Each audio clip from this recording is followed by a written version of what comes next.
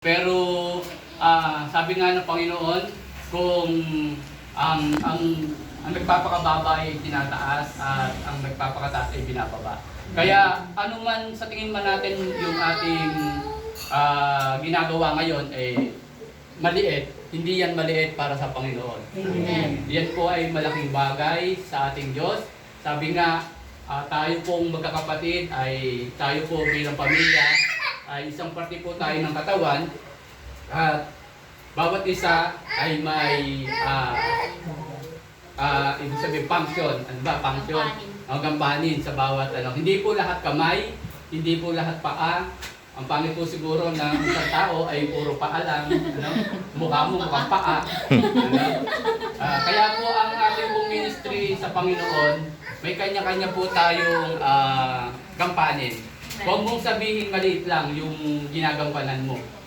Sabi nga, kahit sa palagay mo walang, parang wala namang kwenta yung ating ministry ko. Taga ano lang ako, taga walis lang ako, taga pulot lang ako ng kala. Hindi po. Yun po ay malaking bagay sa ating pong ating Panginoon. Amen po.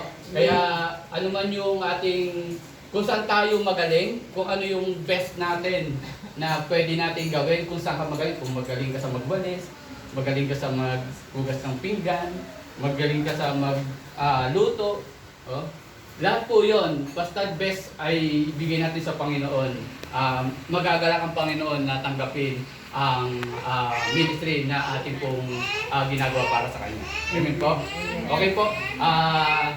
Ngayon po, dalako na po tayo sa ating pong pag-aaral ng salita ng ating Panginoon. Ito po, maiksi lang naman po yung aking pong i-share sa inyo. Mga 3 minutes lang po siguro at 2 oras. Maiksi lamang po yung 3 minutes and 3 hours. maiksi lamang po, 3 minutes lang po at 3 hours lang po. Maiksi lamang po. Kasi po naniniwala po ako sa sinabi ng isang pastor, hindi ko po yung malilimutan, na ang mahaba, ang maiksing pag-share ay nakapagpapagalaw ng puso.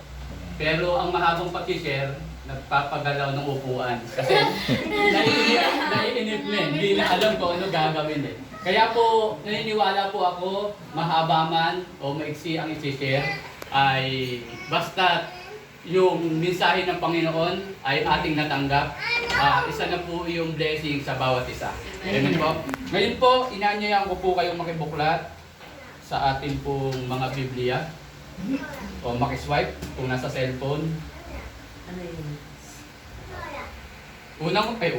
Juan po, chapter 15, verse 12. Pakibasa po yun sa unang nakakita.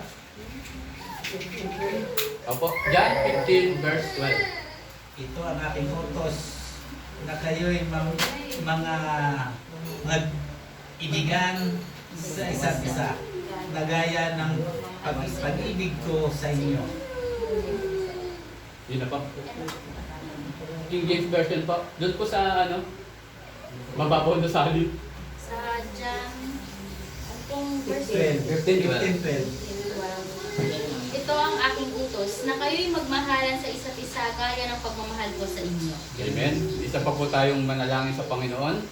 O Ama naming Diyos, salamat muli sa iyong mga salita na patuloy na aming narinig. Dalangin po namin na ikaw po ang magturo kung ano po ang iyong nais sabihin sa amin sa gabing ito. Nawa Panginoon, tanggapin namin ang iyong mga salita, maging kalakasan nito ng aming pong pananampalataya. Salamat po muli sa iyo aming Ama, sa pangalan ni Jesus. Amen. Praise God. Madalas po nating naririnig sa mga preacher, lalo na kila pastor, na ang ating pong church ay hindi isang samahan lang, kundi po tayo ay pamilya. Amen.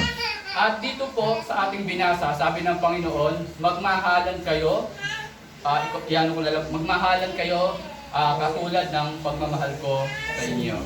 Amen po. Siguro, kung uunawain lamang natin yung salitang ito, ay siguro pwede na akong buko, ano. Dahil sinabi ng Panginoon na magbilin siya na ang pagmamahal ay gawin natin sa bawat isa. Amen. Kung ating iisipin lang sa madaling pag-iisip, kung mahal mo ang isa gaya ng iyong sarili, maaring sino ba namang tao ang sasaktan ng sarili, no? Amen. Di ba na lang, yung suicide, no? Pero, pero sabi nga ng Panginoon, ang pagmamahal ay dapat gawin natin sa ating kapwa.